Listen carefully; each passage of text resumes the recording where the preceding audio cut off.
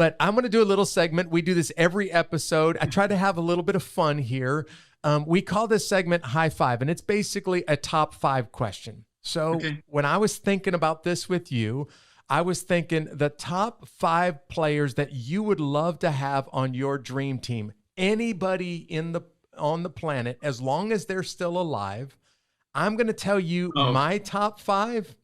And then I want you to tell me your top 5. Like if you could pick 5 people to be on the field with you, playing ball with you, who would those top 5 be? I was thinking about this week on an airplane, and I was thinking, Tom, I've never played professional sports of any kind, but if I were playing football, let me tell you who my dream team would be. This is like NBA style dream team, except for on an NFL gridiron. The number 1 player that I think I would want on my dream team is Simone Biles, because if she can get the ball, and if anybody could tackle this girl, she could probably do 3 or 4 backflips over them. They would never be able to get their hands on her long enough to bring her to the ground. Number 4 on my list is, or number 2 on my list is, if it's not Simone Biles with the ball, then I'm going to hand the ball off to Usain Bolt. And hopefully, if somebody can make a hole through the defense, that guy can make it to the end zone before anybody else can even get close to him. I think I want a player on the team next to me like Dwayne Johnson, who maybe is the fullback and who can bust through just about any defensive line and create a hole big enough to drive a truck through, because that's the size of Dwayne Johnson's deltoids. But in the huddle next to him, the next guy on my top 5 list would be Kevin Hart.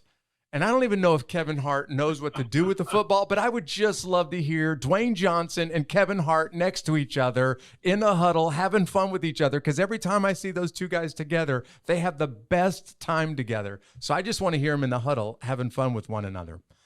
And then the last person that I would put on my top 5 list of NFL dream team is Pope Francis. Because if it gets to the last play of the game and I got to throw the ball in the end zone, if I'm throwing up the Hail Mary, I want Pope Francis on my team just praying for me when I throw the ball up in the end zone. That's my top 5 players on my dream team.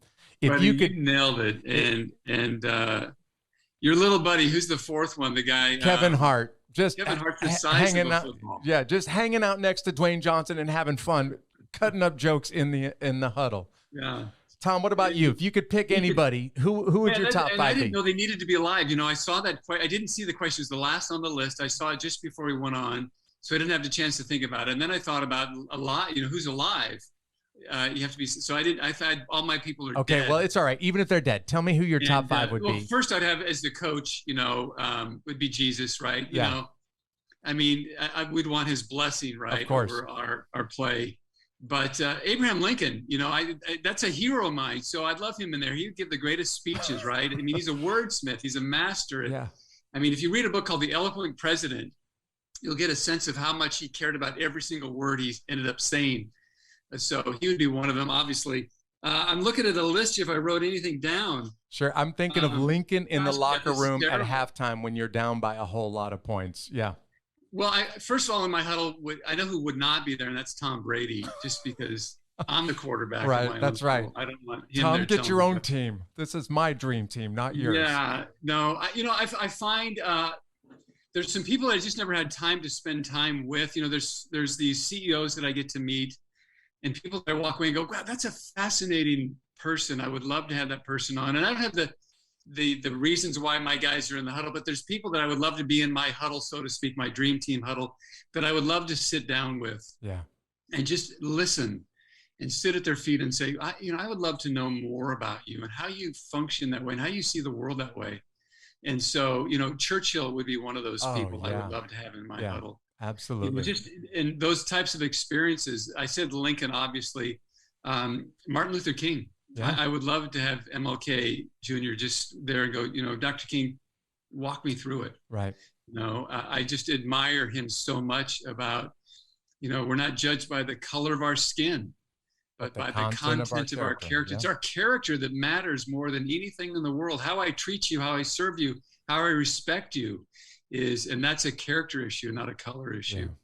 And then Rosa Parks. I've always thought about Rosa Parks, you know, who's really quiet. If you read anything about Rosa, she's very just grace-filled, soft-spoken, but just a strong woman who finally says enough's enough, you know. And I think the way her character shines so brightly is someone who would want my huddle. Right. So that's a huddle of really of minds. All right. That would be kind of be my all-pro team. And I would love to have them just sit around and talk. Would that be amazing? Sounds awesome.